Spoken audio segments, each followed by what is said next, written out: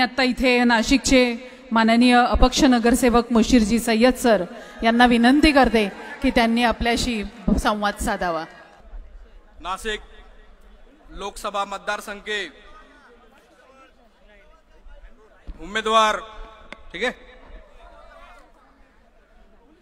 माणिकराव कुकडे जी, सम्माननीय व्यासपीठ, सम्माननीय आप सभी उपस्थित समर्थक,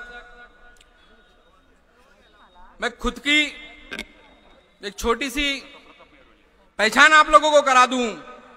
मैं सैयद मुशीर नासिक महानगर पालिका में 2 बार नगर सेवक चुनकर आया और इस बार पूरी नासिक महानगर पालिका में अकेला अपक्ष नगर सेवक चुन के आया, इसलिए अपक्ष माणिकराव कोकाटे के साथ खड़ा हूं। इस नासिक शहर में मेरा जन्म हुआ, मेरे बाप दादा सब इस नासिक शहर के रहने वाले, हम स्थानिक यहाँ के लोग, इसलिए इस शहर से मुझे बहुत प्रेम है, इस नासिक से मुझे बहुत प्रेम है और इसीलिए हर बार इस शहर की, इस नासिक लोकसभा के पूरे हमारे जिले की डेवलपमेंट और तरक्की के लिए हर बार मैं लड़ता आया हूं। इसलिए 2009 में लोकसभा के चुनाव में बहुत बड़े बड़े आश्वासन भुजबल साहब की तरफ से मिले और मैंने, हमारी पूरी टीम ने 2009 में समीर भुजबल को जीत के लाने में की रोल अदा किए थे। हमारा सिंहाचा वाटा होता। क्या मिला उसके बाद इस पूरे नासिक लोकसभा मतदार संघ के लोगों को निराशा का सामना करना पड़ा। डेवलपमेंट के बाद नाम पर इस पूरे मतदार संघ को कुछ नहीं मिला। मैं याद दिलाना चाहूंगा, उस टाइम पे छगन भुजबल साहब ये उप मुख्यमंत्री और पूरे महाराष्ट्र के बड़े पदों पर रहे थे, लेकिन फिर भी नासिक की इंडस्ट्रीज 200 कम से कम 200-300 सिन्नर से लेकर तो नासिक के अंबड़, सातपुर, इन पूरे क्षेत्र में इंडस्ट्रीज बंद हो गई। विकास तो दूर, ये पूरा नासिक भगास करने का काम उन्होंने किया। उनके पूरे कार्यकाल में जैसा कि अभी जिक्र हुआ, महत्वपूर्ण जो फ्लाईओवर बना 3 जगह से उसके टुकड़े कर दिए गए खुद के फायदे के लिए, और वो भी उनकी मंजूरी का नहीं था। लेकिन बिल्कुल मैं कह देना चाहता हूं कि भुजबल साहब के खासदारकी के भी पीरियड में और उनके छगन भुजबल साहब के भी जितने भी सत्ता के वर्क रहने वाले पीरियड थे, इस शहर में, इस नासिक में सिर्फ और सिर्फ गुंडागर्दी बढ़ी, दादागिरी और गुंडे, चैन स्नैचर्स, भंगार चोर, ऐसे लोगों को लेकर नासिक में राजनीति करने वाले इन भुजबलों को जगह दिखाने का टाइम आ चुका है।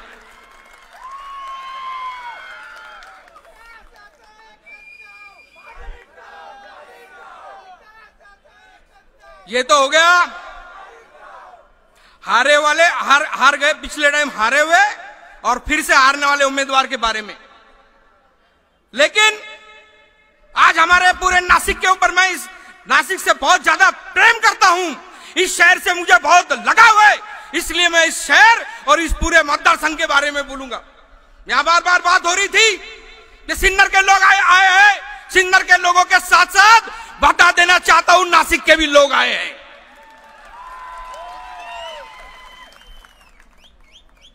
पिछली पूरे कार्यकाल में ये पूरा मतदार संघ भकास रहा, उसके बाद नासिक के लोगों ने, इस पूरे महाराष्ट्र के लोगों ने भारतीय जनता पार्टी को मौका दिया और उस वक्त नासिक महानगर पालिका के चुनाव के वक्त मुख्यमंत्री ने आकर कहा कि इस नासिक को मैं दत्तक लेता हूं और इस नासिक को बहुत डेवलप करूंगा। ऐसी गलत फहमी पैदा कर मुख्यमंत्री ने दत्तक लेकर इस शहर को, याद रखना मेरी बात, इस शहर को खत्म करने का काम मुख्यमंत्री और इस महाराष्ट्र शासन ने किया है।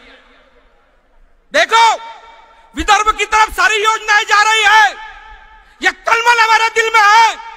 सारी योजनाएं 2 लाख करोड़ ये लोग विकास के काम ये नागपुर और विदर्भ में कर रहे हैं। 60,000 करोड़ का रास्ता, मेट्रो, सारी डेवलपमेंट, और नासिक में 257 करोड़ के महानगर पालिका ने रास्ते मंजूर किया, उसको उन्होंने होने नहीं दिया। औरंगाबाद, अहमदनगर, शिवसेना के महापौर होकर भी उन्होंने वहां पर 200-300 करोड़ के रास्ते के डेवलपमेंट के लिए निधि दी, लेकिन नासिक के प्रति उनका सौतेला रवैया जो है, इसके विरोध में आकर आज सैयद मुशीर मानिकराव जी के साथ खड़ा है।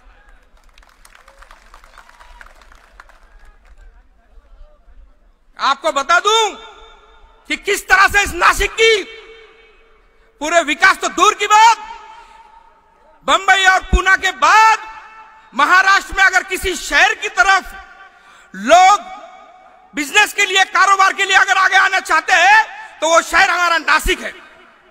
लेकिन एक सिस्टमेटिक तरीके से नासिक शहर का डीपीआर ऐसा बनाया, नासिक के लिए अलग कानून, पुणे और नागपुर के लिए अलग कानून। आप देखो 200-300 बिल्डर यहां से काम करके चले गए, छोड़ के चले गए।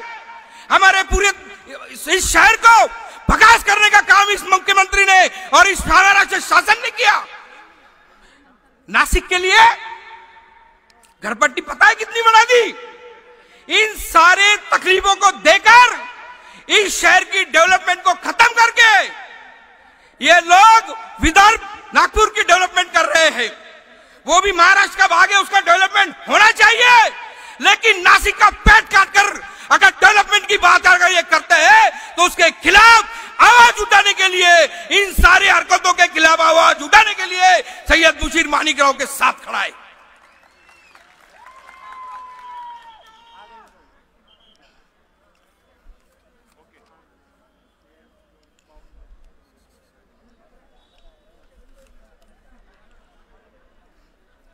बार बार सब टाइम का याद दिला रहे हैं, बात तो बहुत करनी है और बहुत सारे मंचों से करनी है, लेकिन मैं इतना जरूर बता देना चाहूंगा कि आज सारे समाजों के साथ साथ नासिक मतदार संघ में 2 लाख मुस्लिम मतदार है। याद रखना, ये मुसलमान भाई हर मोहल्ले और मतदार संघ जहां मुस्लिम समाज है, हर जगह जाकर मानिकराव के लिए वोट मांगेगा और हर जगह से वोट मिलेंगे, ये बिल्कुल आश्वासन देता हूं आप लोगों को। जाते जाते एक मिसाल देना जरूर चाहूंगा। मानिकराव जी, मैं और प्रताप महरोलिया बहुत गहरे दोस्त थे। महानगर पालिका में हमको सब जय और वीरू कहते हैं। आपने गब्बर सिंह का शिकार करने के लिए जय और वीरू को बराबर ले आए। और एक मिसाल जरूर दूंगा साथियों, मेरी बात गौर से सुनना। एक बार एक जंगल में चुनाव हुआ, हर बार शेर को नेता बना दिया जाता था, लेकिन उस मीटिंग में बंदर को नेता बना दिया गया। लोगों ने सोचा कि ये बंदर भी कुछ काम करेगा। कुछ दिनों के बाद एक बकरी के बच्चे को लोमड़ी उठा के ले चली गई। मेरी बात का गहराई से आप लोग मतलब समझना।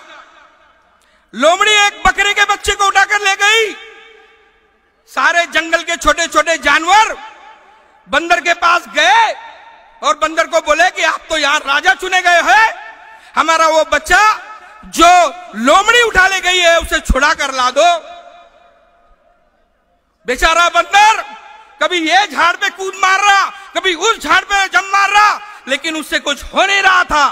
फिर लोगों ने, वहां के जानवरों ने पूछे, राजा जी हमारा जो बच्चा लोमड़ी उठा ले गई है उसे आप कब लाओगे? तो उस बंदर ने, उस वहां के उस राजा ने कहा कि आप देख नहीं रहे हैं मैं कितना उछल कूद कर रहा हूं, मेहनत कर रहा हूं।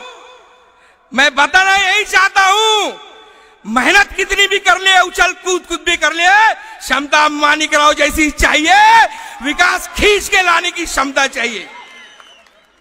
ये फिर मैं एक बार बताऊंगा कि सिर्फ सिन्नर या वहां के तालुके के लोग नहीं, पूरे नासिक के लोगों को जोड़ने का काम करेंगे।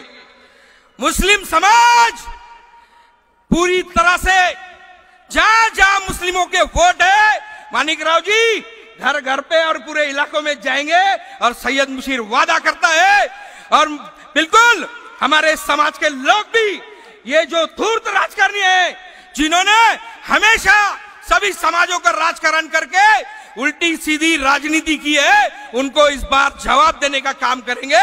आगे आने वाले दिनों में हमें बहुत ही चौकन्ना रहना है, बहुत लंबी लड़ाई है। इसलिए जाते जाते एक कहूंगा, ऐसी नोटिस से कुछ नहीं होगा।